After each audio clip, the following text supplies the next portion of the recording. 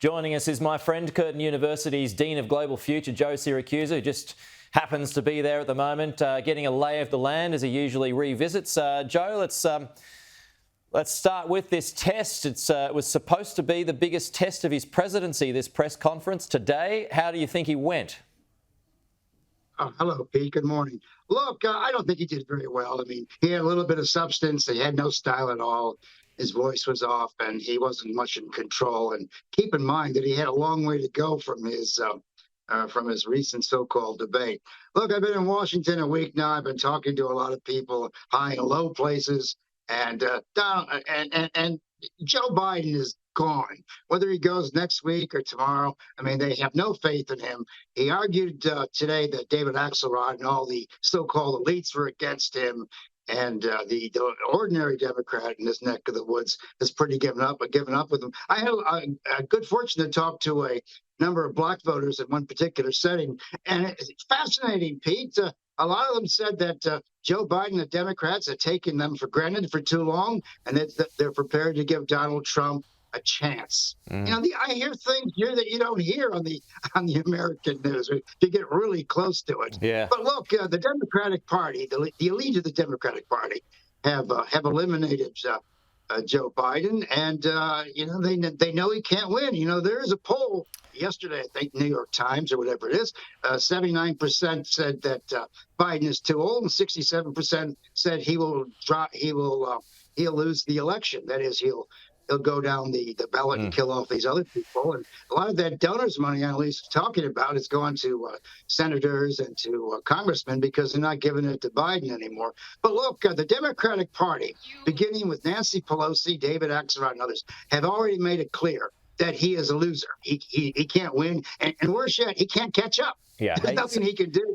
Yeah, there was a piece to erase that image. Sorry, Joe. Yeah, there was a piece I think I was reading in the Wall Street Journal last night about that Joe Biden remembers back in 2016 when he was basically forced by the Democrat Party, and questions remain whether he would have won anyway, after Barack Obama, that he was basically forced to step aside so Hillary Clinton could take on Donald Trump, which obviously she was unsuccessful. So maybe he feels, hey, I've been pushed aside before and it wasn't successful.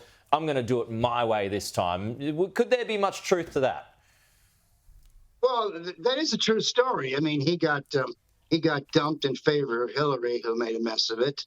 But it's a little late to be making up for that because he's in worse condition. I mean, you can still see that he has trouble putting his words together. I mean, today I watched him refer to Zelensky as Putin, and he referred to Kamala Harris as Trump. I mean, cripes, he doesn't know what stage he's on. I mean, it's let's put it this way, Pete. If you, me, or any of the Australian people were on an airplane and he were the pilot, I think we'd all be getting off the plane and waiting for the next one. Yeah, he's just not the commander in chief, or he's not in charge of the plane, or I mean, imagine a guy like this in charge of a train. I mean, you'd be off the train. I mean, yeah, he's lost it, but the party's given up on him, Pete. That's the thing we have to make clear. The party's given up on him. So, when does Barack Obama say something publicly? Oh, real certain. A number of the shows here in Washington are suggesting that President Biden, you know, he might even have, he might decide to give up the ghost in the next couple days. And they're talking about the occasion where he receives a medal at the Lyndon Johnson Library in Austin, Texas, that he might make a surprise announcement. But, you know, one of the interesting things tonight is he's no longer saying that I'm no longer open for discussion. He kept quarreling with the various journalists about what the data was, et cetera. You know, he seems he's very cognizant that they're coming after him, as a matter of fact. And look, I watched the 50-minute thing, and most of the journalists there asked softball questions. He didn't have any difficult journalist questions. No. And so in a sense, that was rigged. But look, it hasn't fooled anybody.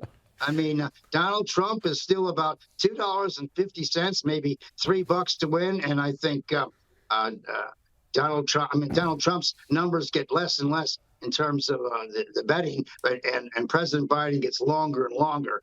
Look, Pete, we're going to have a new president in November, and it ain't going to be the return of Joe Biden. No. It's going to be Donald Trump and all the European leaders here know that there's a change in the wind, and they're going to have to make adjustments. Yeah, I'll have one more with you. I mean, yeah, further to that point, yeah, just commented to Annalise about the fact that Fox's Peter Doocy didn't get a question today, and he's probably been, the best reporter on the beat, holding his feet to the fire properly.